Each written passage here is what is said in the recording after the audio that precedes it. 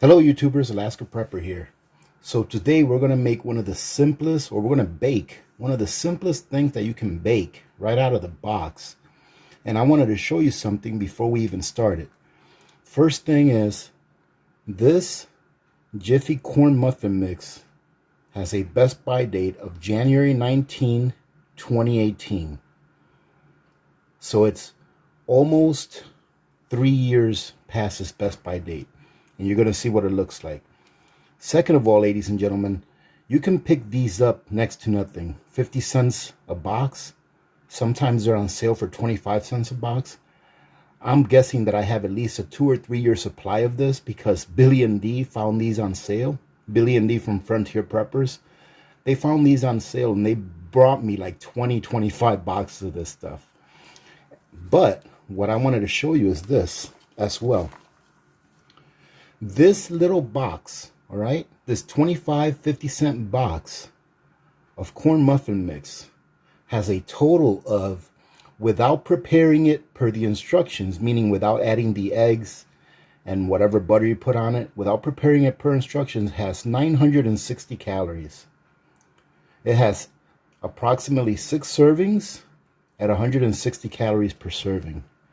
So that right there is a lot of bang for your buck if you're prepping on the cheap, and if you're trying to find something that is very calorically dense that doesn't take up a lot of room. I wanted to go ahead and show off my Coleman foldable oven.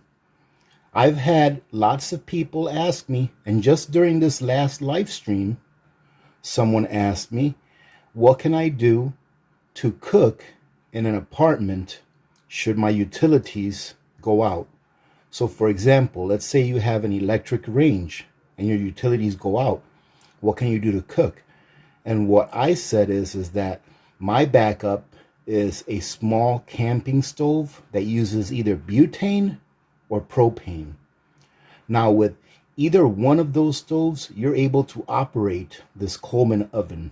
And this Coleman oven works great. Now, I really don't have that problem as far as if my utilities go out, because I cook on a propane range, which is attached to propane tanks that are outside of my house. However, I do keep this as a backup just in case, ladies and gentlemen. What if I do run out of propane and there's no way to get it? I still have butane tanks. I still have small propane tanks that I can hook up to small stoves that I have, that this would work on very well. So today what I'm going to do is I'm going to demonstrate to you how this Coleman oven works. I'm going to bake some of that cornbread in this Coleman oven. And before anyone asks, I will have this listed on my Amazon storefront so that you guys can take a look at it. All right, I have it listed already, but what I'll do is I will go ahead and put it in its first #1 spot. That way, as soon as you click on it, you'll be able to see it in case you want to take a look at it. I think this is a great piece of equipment to have. If you do get one of these, please use it. Make sure you use it every once in a while so that you can understand how it works. That way you can understand the area that you're in, whether you need to use a little more heat to retain the heat or not. All of those things that change when we change geography, all right, from one place to another. So what I'm going to do now is I'm going to put this together. This is how this oven comes in the box, folded just like this. And as you can see, I've been using it. You can see the little discolorations here and there. However, it is an outstanding product to have. So let's go ahead and put it together. That way you guys can see how easy it is. Now, when you take it out of the box, it's going to be just like this. All right, there are 2 latches on the outside of this oven. There's one down here that you're going to go ahead and open like this in order for it to unfold. And then there's one in the back on the top side right here. And all you got to do is pull that and it'll unfold. Now all you have to do is unfold it.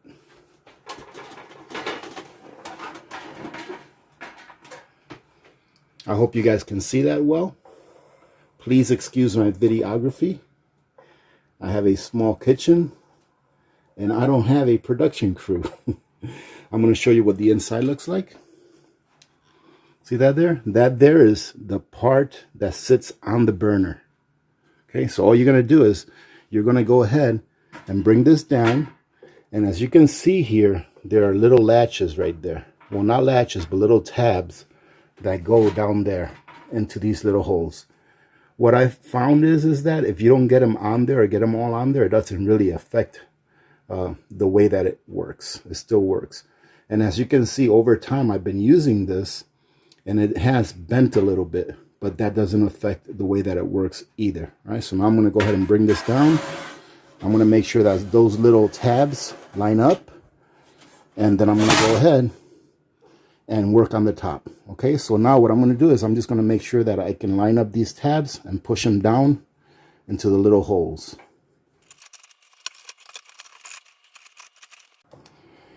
Okay, now that that's done, all we have to do is do the opposite with the top. As you can see here, the top has a handle, and you're just going to pull this up. And then you can see that there's these little tabs here on the side. All you have to do is line them up and pull it up, and you're good to go.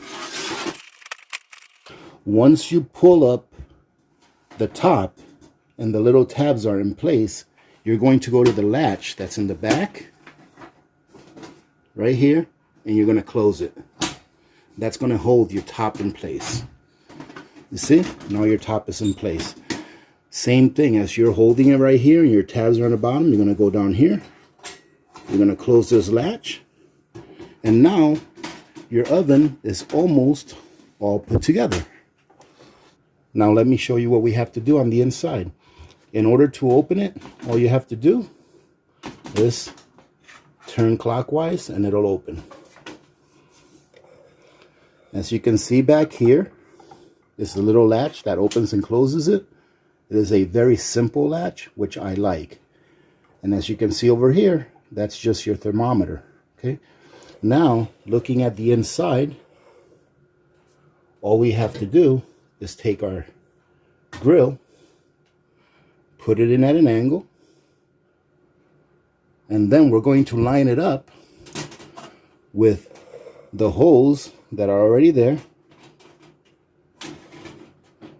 Line it up, and then we're going to bring the other side and insert them in the holes that are in that side, making sure that it's level, meaning that you don't want to put the grill on a set of holes up here and then over here where it's not going to be level. So that's it, ladies and gentlemen. That is how simple it is to put this together. Now what I'm going to do is I'm going to go ahead and mix up that cornbread really easy. I only do one extra thing to that cornbread before I cook it or before I bake it, because I like my cornbread a little bit on the sweet side. So I add a little bit of sugar to it, not a lot, but just enough to give it a little bit more sweetness than it has. So let's go ahead and mix that up. Now, like I said, all this takes is 1/3 cup of milk and 1 egg. Instructions are very simple on this. We're going to go ahead and get this out of here. And remember, ladies and gentlemen, this is almost 3 years past its best by date. I want you to see what it looks like inside. It looks just fine. And it smells like cornbread mix. As you can see, no bugs, ladies and gentlemen. Everything looks good. It's still nice and dry. So what we're going to do is we're going to go ahead and add our 1/3 cup of milk.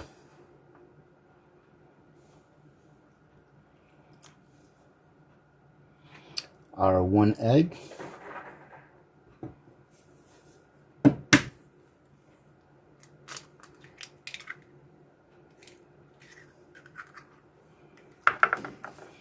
And what I'm going to do is I'm going to go ahead and add a couple of tablespoons of sugar.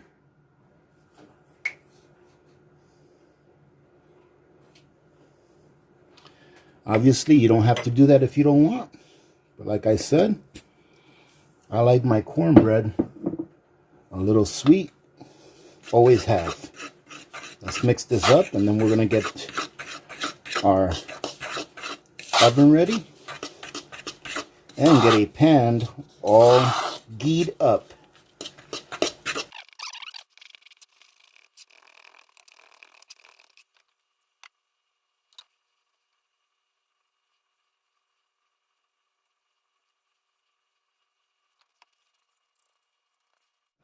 Now that we poured that in there, what we're going to do is we're going to set this to the side, and we're going to get our oven heated up to temperature, which the box says that we're going to need to heat it up to about 400 degrees.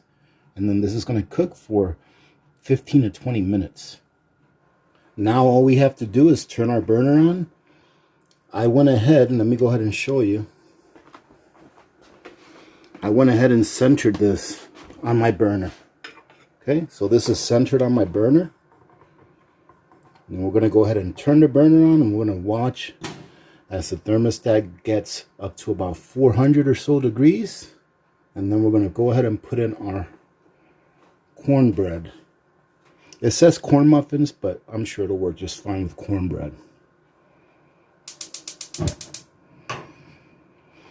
I start off with the burner on high so that it can get it up to heat, and then I'll turn the burner down as needed in order to maintain the temperature that I want to maintain, which is about 400 degrees. Now, I would say that this is not the kind of appliance that you should just put on there and leave and forget about. Like, for example, if you're going to be baking something that's going to take 45 minutes, an hour or so, you don't just want to set it and leave it and say, okay, I'll be back an hour later or 45 minutes later, right? Depending on the ambient temperature in your house, depending on your altitude and all of those things, ladies and gentlemen, this is something that you may have to watch, pretty well, just to make sure that you maintain the temperature that you want to maintain, so that you don't burn whatever it is that you've got in there. All right, ladies and gentlemen, so it's been about 6.5 or so minutes since I turned the flame on. And as you can see here, let's see if I can show you up close. Let's see.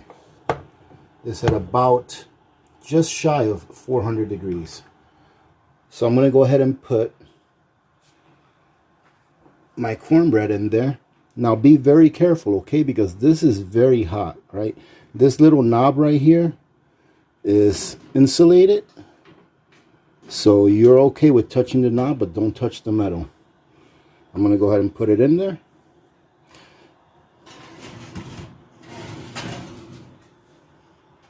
I'm going to go ahead and close it. And I'm going to watch that temperature to make sure that it doesn't get above 400. And then we'll come back in about 5 or so minutes to see if we maybe have to turn that cornbread around. Now that we're about halfway through, it's been about 7 or so minutes. I don't know, I had the clock visible for you there before. That way you guys can keep track. We're just going to open it really quick and check inside. Now the thermometer here indicates that it's about 350, and I've had it on high on my burner this entire time, but I do have it on one of my medium burners and not my large burner. Okay, however, the thermostat is showing 350, which I think will be just fine for that, for the cornbread, since I had such a thin layer of it in that pan. All right, so let's check it out. Oh, and as you can see, ladies and gentlemen, it looks good. It doesn't even look like we need to turn it around. And look at the ghee bubbling. Oh, that looks really nice. That's going to make some nice crispy edges. So now we're just going to put this back in here. Let's see. Okay. We're going to put it back in there and come back in about another 7-8 minutes. And I think it'll be done by then. Well, it's been about 15 minutes or so. Let's take a look and see what it looks like in there. And to me, it looks like it's done. So I'm going to go ahead and turn off my burner. And then we'll go ahead and take it out here in a second. This is always the scary part for me, ladies and gentlemen, because you really do have to be careful. This is all metal, and it is very, very hot. So be careful when you're taking anything out or putting anything in. Let's go ahead and take this out. All right. And there you go, ladies and gentlemen. I think it came out great. It is cooked.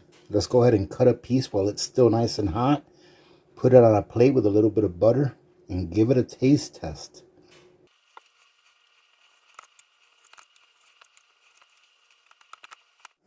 And look at that, ladies and gentlemen. It cooked up just fine.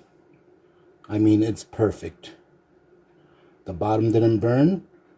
The sides are nice and crispy. That's why I like the corner piece, because you get some extra crispy sides. Now, for the taste test.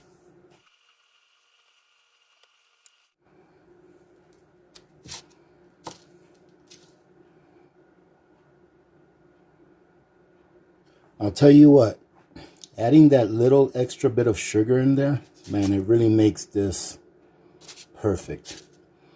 This is a great side dish to some beans, to some stew, or even if you just had some meat that you needed a carbohydrate to accompany, this is perfect.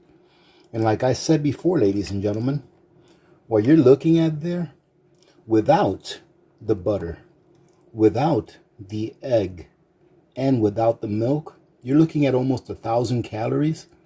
It took us about 20 minutes to prepare, from opening the box to taking it out of the oven and cutting it up. And I would have to say about this oven that I think it's very efficient. Think about you preheating your regular standard range oven at home just to cook something like this.